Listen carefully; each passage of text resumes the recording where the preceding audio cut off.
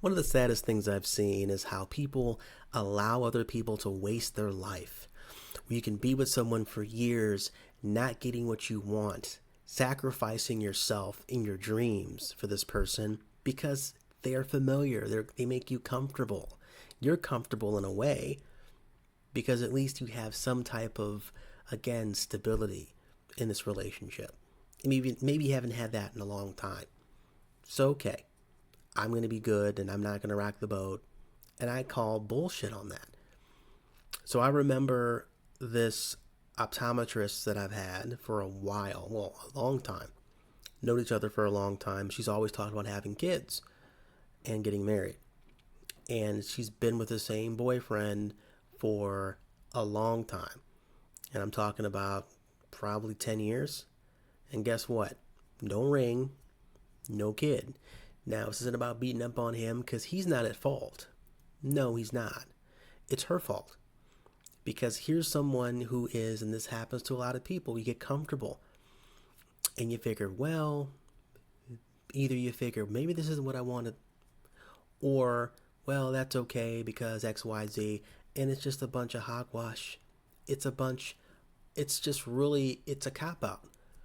And eventually it's going to lead to resentment and implosion of your relationship because how can you last when you sacrifice so much? But again, this is something that you see. This is something that maybe you're living where you want to be an entrepreneur, you want to go back to school, you have these certain dreams, and then you have these discussions and they don't want to hear it.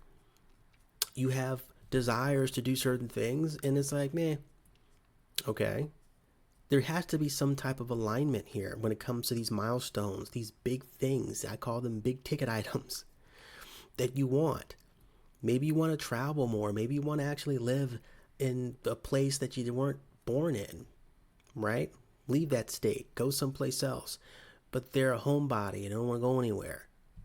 You know, that's not as big as, let's say, being a parent, of course, or marriage, but it's very, very similar to how people just sacrifice so much of who they are just to be comfortable, just to make sure that they don't rock the boat because they think this is some type of stability when life is not stable anyway.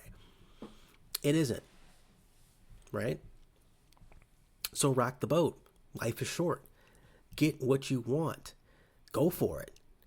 And do not then take this as advice to the ultimatum. That's not good and it never really works. It might be some temporary fix you might think, but I don't even call it a fix.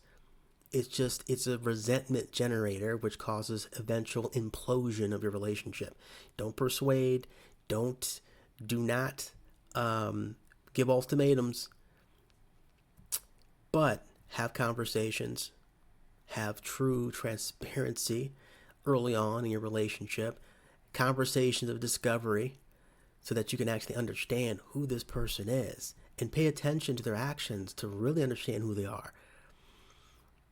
And you have to be honest with yourself. So many people lie to themselves. So, well, maybe that's not what I wanted the whole time. No, I don't believe that. So the sad thing is that because she's an optometrist, I still go to her because I have to make sure my eyes are okay. That's not the sad part of the story, but catching up always is. Because I always get status checks every year about how her life has not changed to what she's wanted. How she is still not a parent and she wanted to be a parent, how she wanted to get married. Well, no, and now she's 40. And I'm not going to make fun of somebody who's still dating at 40. This isn't a contest. This isn't about that.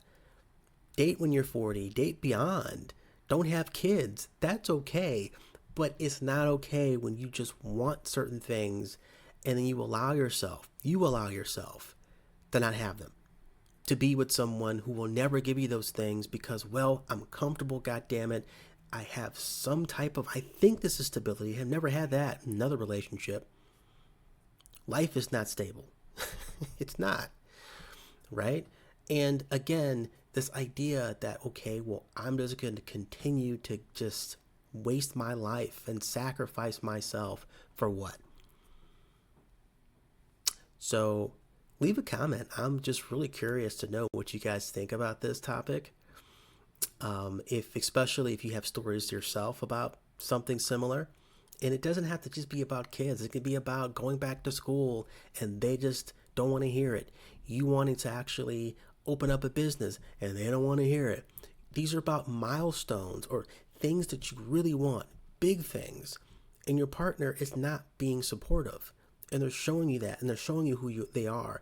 And you can call it selfish, sure, or just who they are. Like maybe they just don't want to have that lifestyle of being with a partner who's always traveling because they're an entrepreneur, or they don't want to have a certain amount of debt and they're very, very frugal and they've always been, and it kind of irks you because it's like, well, frugal to a point because we have to go back to school, and or at least I want to, and you think that that's not worth it, but you're just a cheap person who will never change. But you know what? Maybe they didn't want to go back to school anyway. Oh well.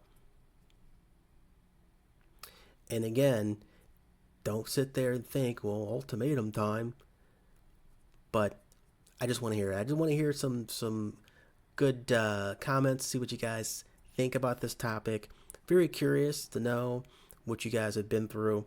And please like and share, because I'm building this channel for men's wellness and really about getting men to feel safe enough to share stories like this, to open up, and to, again, to benefit from overall mental health, wellness, and physical wellness, because I also have articles on thesilencer.com, and also I have other resources on thesilencer.com and on this channel.